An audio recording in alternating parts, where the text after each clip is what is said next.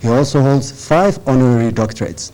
Dr. Salim had a wide range of experience covering diplomacy, while he served as a Tanzanian ambassador to numerous countries, including to the UN, politics, and even journalism. He served as a chief editor of a Zanzibari daily in the early 60s. We are indeed pleased to have Dr. Salim, a one-time journalist here on ETV. Thank you, Dr. Salim, for offering to be here amidst your busy schedule. And let me begin by asking you, Dr. Salim, is Africa united today as it has been 30 years ago? Well, I think perhaps it is even more united today than it was 30 years ago. First and foremost, we have a different continent now. So the concept of unity now is more broadly focused. The unity of the 1960s, when the organization was formed, was based essentially on the determination to promote the freedom of our continent, to ensure the dignity of our people. So it was an important unity. It was a very dynamic unity. But it was a unity which also encompassed fewer countries than the unity of today. After all, in 1963, there were only 32 African independent states. Today we have 53 African states, and today the unity is not only reflected in the political action, but is also reflected in the economic domain, where we are concerned with the issues of bread and butter for our people.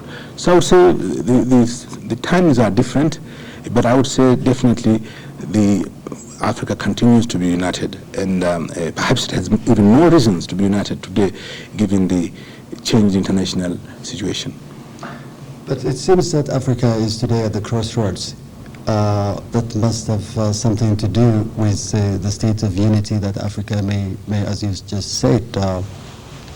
Well, Africa is, of course, facing the challenges of the preparations for the new millennium. The unity of today also, the problems that are facing Africa today have also to be viewed in the context of the international environment. This is a post-Cold War situation where the concerns of the world, and especially the world powers, are different from the concerns that were there before during the days of the Cold War. Our countries have become independent now for more than 30 years. And Africa, as you stated to your opening remarks, is now a free continent, free in the context of the classical case of colonialism and discrimination. So we are facing new problems, the problems of nationhood, the problems of transition, because as you know also the continent is going through a period of transition from a situation of what were essentially one-party structures or military structures to a situation towards democratization, towards reforms, with all the positive and the difficulties, the positive thing and the difficulties involved. So we are really facing new challenges, and one clear thing which I think is very important is that African leaders themselves recognize that at the end of the day, Africans themselves have to assume their own responsibilities in facing these challenges. Yes, we have friends, we may have sympathizers, we may have support from the international community, but the problems of Africa can only be resolved by Africans. And if we do not do so, then clearly we run the danger of our continent not being in a position to play its rightful role in the community of nations. You're indeed right. Democratization, multi-party democracy are cropping up in the African continent. But then we see also challenges. Conflict situations are also mushrooming, don't you think? Absolutely. I think, as I said, transition, by definition, a transition period is a period of uncertainty. You go through uncharted causes. And it is equally true in terms of our own continent. We, for a long time, for example, by virtue of one-party structures in our societies, the one-party structures had advantages and had disadvantages. The advantages is that they were able to, more or less, in the name of unity, in the name of national cohesion, a lot of things could be done. But at the same time, a lot of things were covered up also. Some of the differences, some of the difficulties were simply poo-pooed. Now these difficulties are coming out. People are more outspoken, some positively, some not necessarily positively. So we have conflicts, and conflicts are part of the, I believe these conflicts are part of the problem of growing up. But not when you have when conflicts transcend their boundaries and result in mass murder and so on, as we've seen. Well, we have different types of conflicts in the continent. There are conflicts which defy the imagination. The case of Rwanda, for example, was a case in point where a whole, the idea of an extermination of a people is something which is completely alien as far as African traditions and African cultures are concerned. But it happened. It happened in Rwanda. That is I would say a conflict with a difference, and it's something which we will all live to consider as a nightmare, not only the people of Rwanda, but Africans in general, and I believe the international community. So we have those type of conflicts, but we have other types of conflicts. The conflicts resulting from conditions of marginalization. People feel marginalized. People feel that they are not being able to take part in decision-making processes, that they are not having their fair share of the cake. Now, these are different. These are also conflicts. But in general, there are conflicts in the continent, and one of the challenges that faces the Organization of African Unity and that face African leaders today is how to resolve some of these conflicts, and more preferably, how to prevent some of these conflicts. Because for as long as conflicts abound, there's no doubt that development will not become a reality in many of our countries. Now, unfortunately, Central Africa basically has had its great share of conflict, but also the whole of Africa has its share of conflict. Now, that is the negative side of things. But the positive side of things is that we do not hide about these conflicts. We do no longer consider that conflicts are none of our business. We are saying that any conflict anywhere in Africa is the business of the African community as a whole, and certainly is the business of the Organization of African Unity.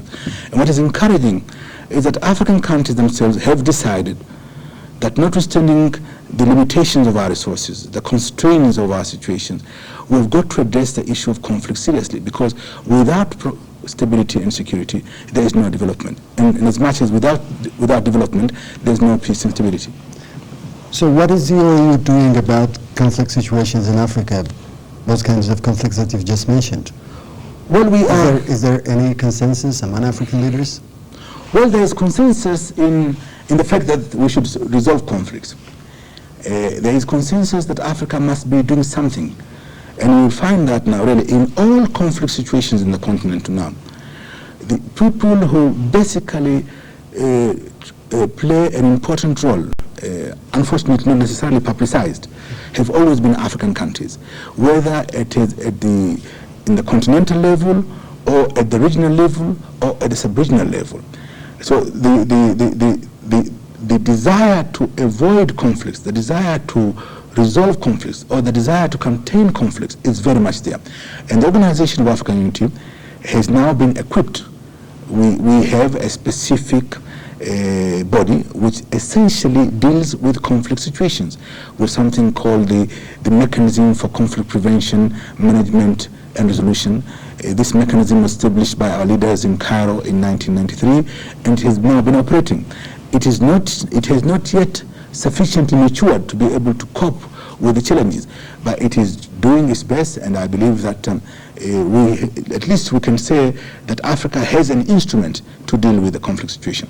But having said that, let me say also, one of the problems that we face in dealing with conflict situations in the continent is that whereas everybody accepts the notion that it is always better to prevent a conflict than to start resolving one, when you have to deal with the basic issues, quite often you find that the consensus stops when the country concern is involved.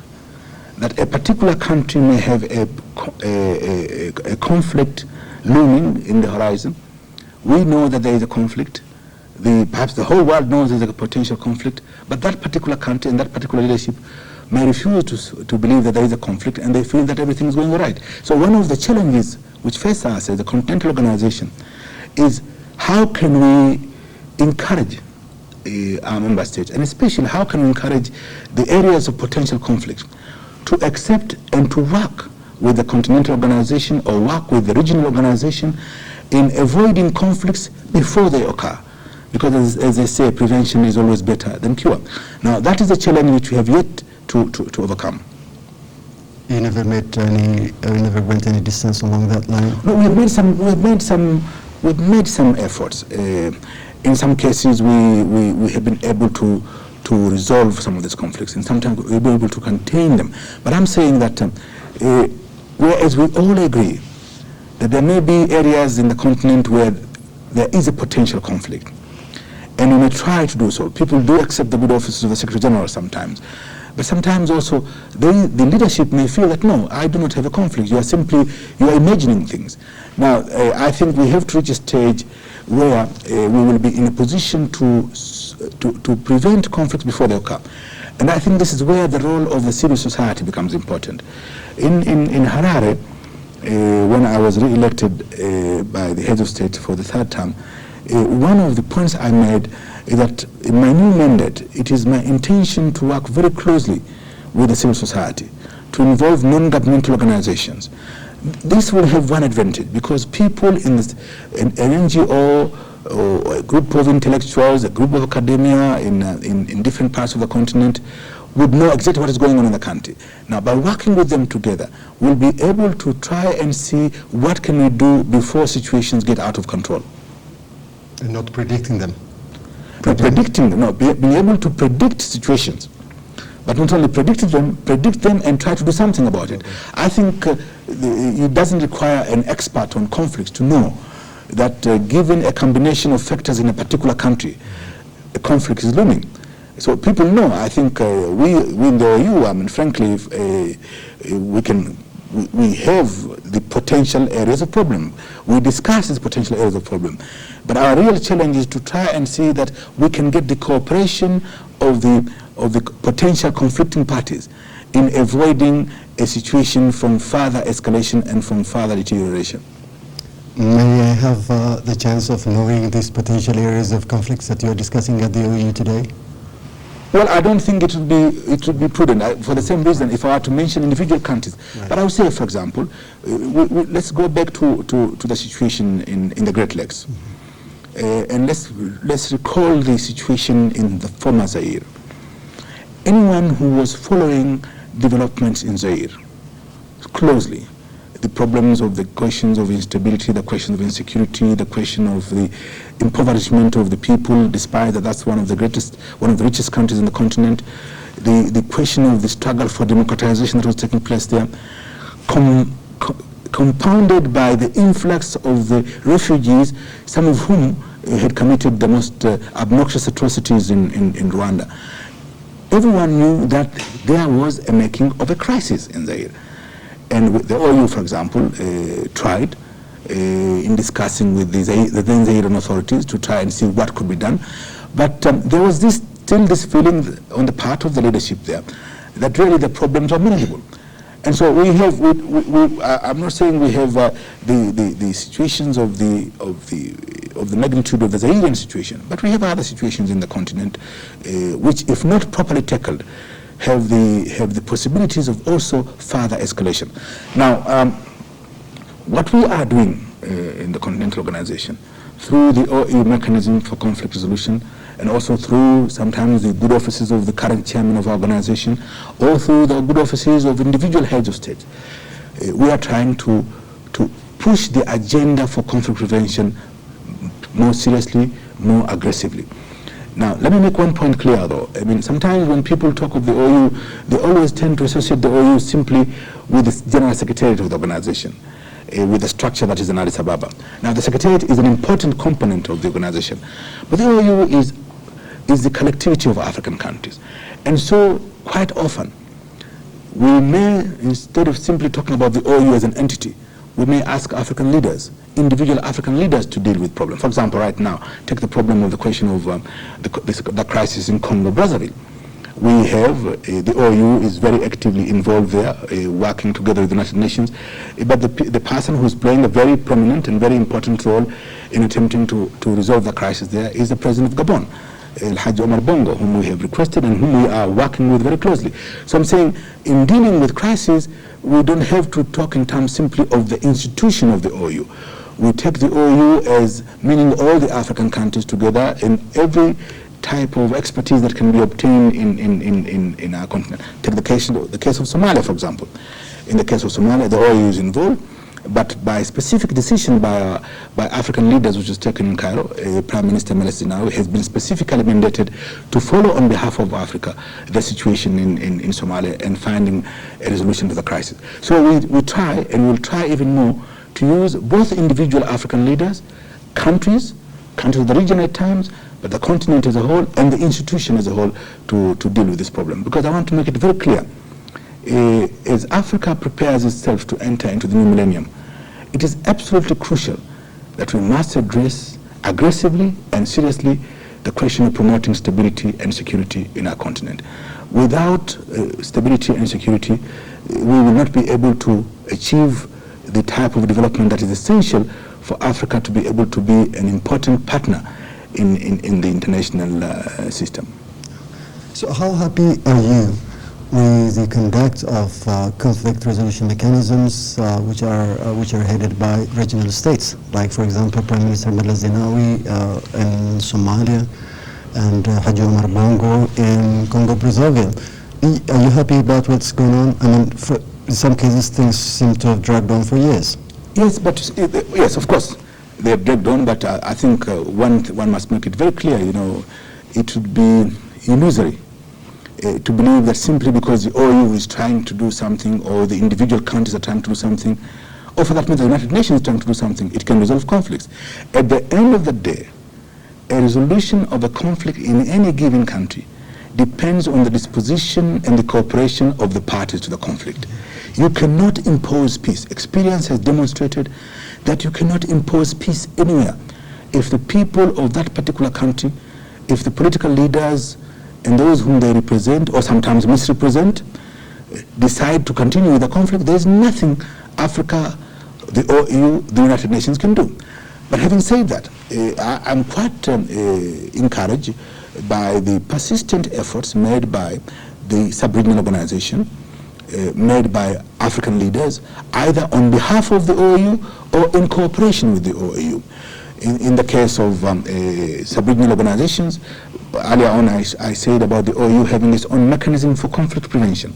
Now, increasingly now, the sub-regional organizations also have also established mechanism for that. IGAD, for example, they set up a conflict mechanism division. The Southern African Development Community has done the same thing. The ECOWAS countries, the ECOWAS region also have something, and in some cases there have been successes, and these successes sometimes are not very much advertised. But for example, right now we are celebrating the success of the efforts made by the countries of ECOWAS, supported by the OAU and by the United Nations in respect to Liberia. After 7 years of bloody war, of destruction, instability and insecurity, at least we are now all breathing a sigh of relief that thanks primarily to the tremendous efforts and sacrifices made by the countries of West Africa under the leadership of ECOWAS and supported effectively by the Organization of African Unity, peace has relatively returned to Liberia. We have a newly elected president in Liberia. Similarly, it is not advertised often, but when there was a crisis in Lesotho, the countries of Southern Africa, especially through the good offices of President Mugabe, President of Zimbabwe, President Masire of Botswana, and President Mandela of South Africa, they were able to contain the situation in Lesotho. And in respect to the question of the Horn of Africa, efforts continue to be made. Efforts continue to be made with respect to the crisis in Somalia by Prime Minister Meles, supported by the Organization of African Unity. When working closely, I work very closely with the Prime Minister in that regard, and also supported by the Kenyan President Moi, who is the current chairman of IGAD. Efforts continue to be made with respect to the conflict in Sudan through the IGAD process, which the OAU fully supports. So really, I'm saying the good thing about the situation in the continent today is that there is not the attitude of simply neglecting these conflicts, or simply pretending that these conflicts are none of our business, or pretending that these are purely an internal affair of a given country. We have all now come to the realization that when there is a conflict in one African country, it affects directly or indirectly the security and the welfare of the other countries. And therefore we have a collective commitment to do something about these conflicts. And of course, in some cases there are progress, in some cases there are no progress, but I don't think we should be too disappointed by that. After all, let's take a larger picture. You have the United Nations with all its resources, and with the input and the authority of the most powerful countries in the world, both in terms of military power, in terms of economic power, etc. And yet there are conflicts which the United Nations has simply not been able to resolve. Because at the end of the day, as I kept saying, much will depend on the disposition of the parties. Our role, our responsibility as a continental organization is to create the necessary conditions, to provide the opportunity to resolve outstanding conflicts through negotiations, through dialogue, and facilitating conditions which make those negotiations and dialogue possible. But for there to be a solution to any conflict, really much depends on the disposition and the attitude of the principal parties to a conflict in any given situation. Why do you think are underreported these achievements that you've just mentioned, and conflicts in Lesotho, in the Congo, and many places in the African continent? They seem to be underreported, as I just rightly said. They are underreported, and partly this is one of our problems. And one of our problems is that most of what we do is not sufficiently known. And I think part of this problem is our own making as an organization. Part is simply the world as it is today. Let me elaborate on the first one. The first one, I think the OU needs to be more aggressive in informing, in selling its products, so to say. Informing to begin with Africans themselves, African radio stations, African media, to know what is going on in the continent, what is being done. But secondly, we need also to have the support of the powerful media in the world. Sometimes they do report, sometimes they don't. I'll give you a very simple example. You listen to some of the radio stations now about the situation in the Congo, Brazzaville, and they conveniently omit to say that the mediation now, which is being done by President Bongo, is also supported by the OAU and the United Nations. Mohamed Sahnoun is the special envoy of both the Secretary General of the United Nations and the Secretary General of the OAU. I have in Mohamed Sahnoun, not only is he our collective representative, but also we have OAU personnel working with him. But when you listen to the radio, and especially, for example, listen to the BBC, every time they report about Mohamed Sahnoun, they talk about the special envoy of the United Nations. So either perhaps it is too long to say the envoy of the United Nations and the OAU, so they conveniently omit the fact that the OAU has invested so much in efforts at finding solution to the crisis.